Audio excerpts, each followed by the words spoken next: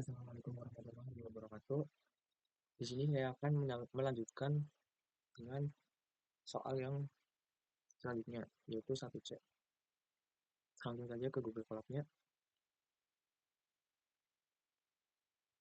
Yang pertama yaitu tentang kita pertama import pandas SPD terlebih dahulu ya, untuk mengimpor library pandas untuk pengolahan data. Yang kedua ada from Google Colab import drive untuk mengimpor modul untuk mengakses ke Google Drive-nya. Lalu kita drive yang isinya content drive untuk menghubungkan ke Google Drive-nya. Lalu kita DS sama dengan PDRCIP yang isinya drive kalian masing-masing yang bentuknya CSV. Kita langsung saja ke yang A1C, itu untuk demonstrasikan word embedding word to VEC dalam bahasa Python. Yang pertama kita install pip install Gensim, itu untuk kayak menginstall library Gensim terlebih dahulu. Lalu kita import Gensimnya sama download API-nya, terus kita ke model name yang isinya Word Word to PEC Google Names 300. Ini nama model Word to PEC pre-trained dari Google Names 300 dimensi. Lalu kita model save yang isinya model name ya, model name model untuk menyimpan model penggunaan offline. Lalu kita ke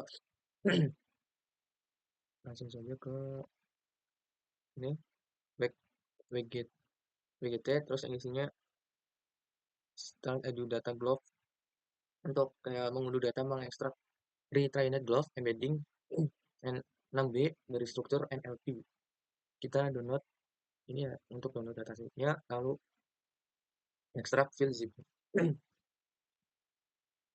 Glove model sama dengan get vector load word to PEC format yang isinya glove 6D 6B titik 100D txt binary false no header sama dengan true untuk memuat model glove 100 dimensi menggunakan format word to VEC. Lalu kita print glove model yang isinya happy untuk menampilkan vektor untuk kata happy itu berapa kali. Lalu kita ke yang 1E demonstrasikan word embedding fast text dalam bahasa. Yang pertama kita juga sama, kita import pandas SPD terlebih dahulu, lalu kita from Gensim model import fast text-nya. Sentences sama dengan string text split for text in yang isinya tweet. Itu artinya untuk mengonversi text tweet menjadi daftar token atau kata. Kemudian model fast text sama dengan fast text yang isinya sense, vector, business 100, Windows sama dengan 5, mincon sama dengan 1, worker sama dengan 4. Yaitu kayak untuk melatih model fast text dengan parameter dasar. Lalu kita print model fast text-nya untuk kayak menampilkan kata happy. Lalu kita pip install NumPy untuk memasang kayak versi spesifik NumPy dan JAX-nya dengan opsi for reinstall. Lalu kita pip install upgrade JAX CPU-nya untuk memperbarui JAX dan JAX Sleep.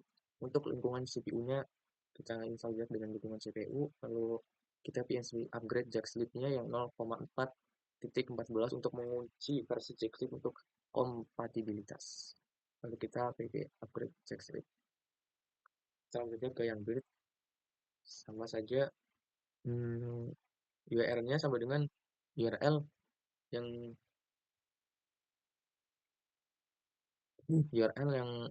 diberikan yang ada di soal yang GitHub content tuh. Kita langsung aja ke tokenizer sama dengan Berkonizer from Petrainit sama terus model sama dengan model from Petrainit dan isinya base multi-unit size untuk memuat model dan rekonisi bird.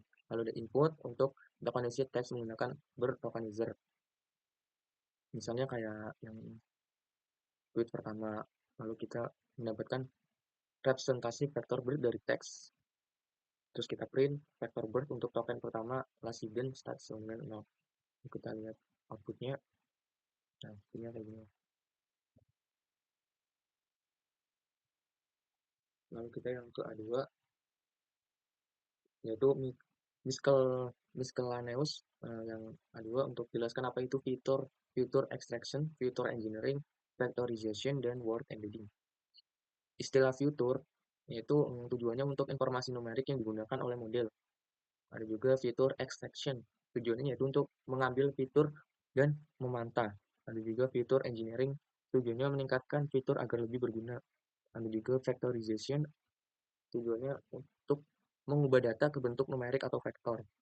Ada juga word embedding, yang tujuannya untuk representasi kata dalam bentuk vektor yang memahami konteks atau semantik. Kemudian ada A2B, soalnya yaitu jelaskan apa perbedaan keunggulan dan kekurangan both FIDP, Word to VC, Glove, Fastech, dan Bird Word Embedding. Yang pertama ada Bird of Words atau BW, keunggulannya yaitu kayak sederhana dan cepat diimplementasikan, cocok untuk model klasik seperti Naive Bayes, SVM. Ada juga kekurangannya yaitu mengabaikan urutan dan konteks kata. Ukuran vektor besar supaya tidak mengenali sinom makna semantik. Ada juga TP-IDV atau Term Frequency Inverse Document Frequency. Sama juga di sini juga ada keunggulan dan juga kekurangan. Keunggulannya yaitu lebih informatif dari BOW untuk mengurangi bobot kata umum. Ada juga masih simple efektif berbagai tugas NLP klasik. Kekurangannya masih mengabaikan urutan dan konteks kata. Ada juga Word to PHP. Word to PHP ada sama keunggulannya dan kekurangan.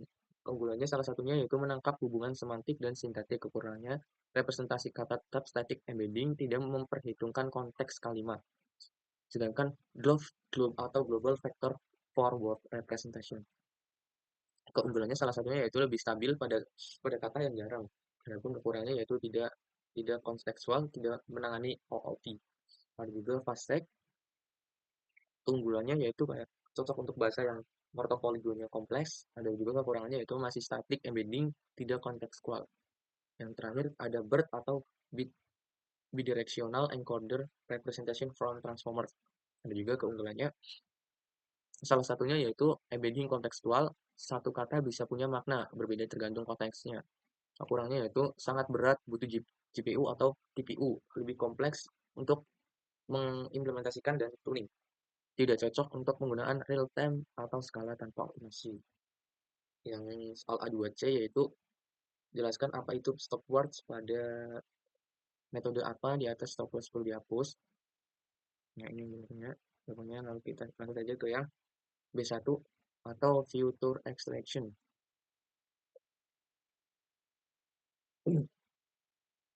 Kita langsung aja ke MXDIR. Untuk yang pertama untuk menyiapkan direktorinya, untuk menyimpan kredensial kagelnya, untuk mengamankan file kredensialnya, lalu kita unduh datasetnya, terus kita ekstrak dataset ke direktori datasetnya. Ini yang buatnya ekstrak, kita source file terlebih dahulu, terus sama zip file, yaitu isinya file file arsip yang udah dikasih sama yang ada di soal. Kita taruh saja konten arsipnya di sini, terus sama konten animal datasetnya ditaruh di sini, di copy. Lalu kita ekstrak zip filenya di sini, langsung saja di run, nanti otomatis ekstrak selesai. Kalau langsung saja kita ke image patch-nya, image patch untuk membaca citra dari pet datasetnya. Image patch yaitu misal kita mau ini apa ya, pakai gambar yang 1004 jpg lalu kita run, yaitu langsung membaca yang ada file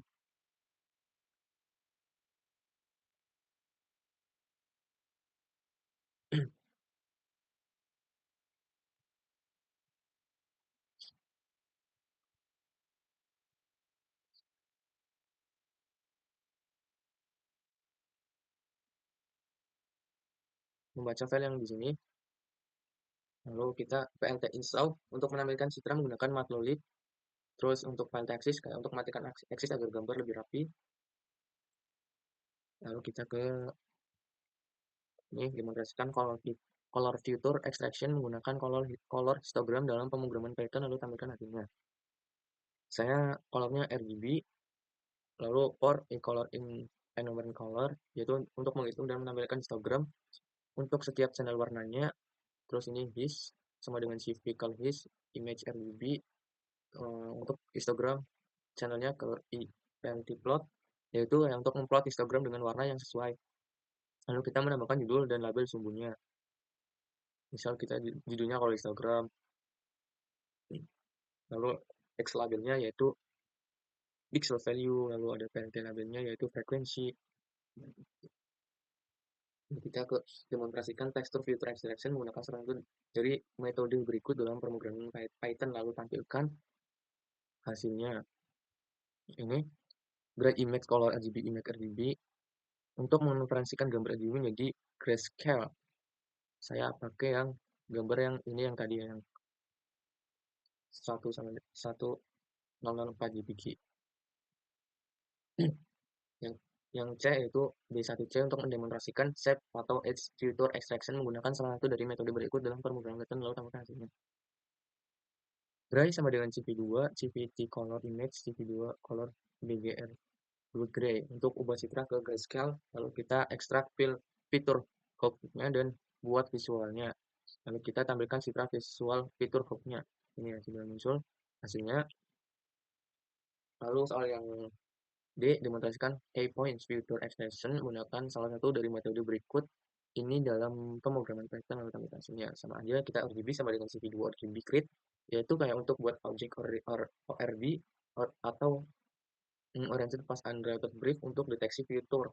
Lalu kita KP dash sama dengan RRB detention and compute gray sama dengan none untuk deteksi key point dan hitungan extraction pada citra grayscale.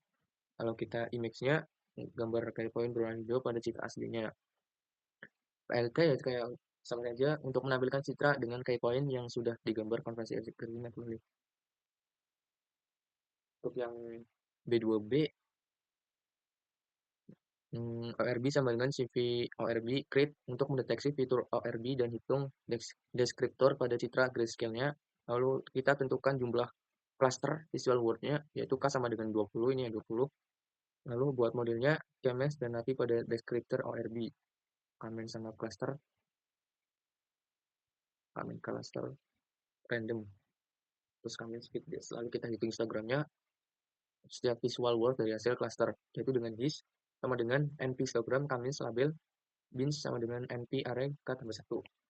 Ini hasilnya histogramnya. Lalu yang ke B2C yaitu mendemonstrasikan CNN embedding menggunakan salah satu dari model berikut ini dalam pembangunan Python. Yang pertama kita ada image keras, image float, image pad, target sys untuk memuat dan range gambar ke 224 kali 224 input mobile and net. Lalu image array yaitu untuk tambahkan dimensi batch 1, 224, 224, 3. Lalu kita model mobile net V2-nya wake sama dengan image net include top sama dengan false untuk load model mobile net V2 tanpa compiler dengan global overview polling. Kita ekstrak fitur dari gambar input, lalu kita tampilkan bentuk set fitur CNN yang diekstrak. Mungkin itu saja penjelasan dari Google Colab, penjelasan dari hasil UTS saya yang di Google Colab. Kurang lebihnya mohon maaf. Wabillahi taufiq wal hidayah. Wassalamualaikum warahmatullahi wabarakatuh.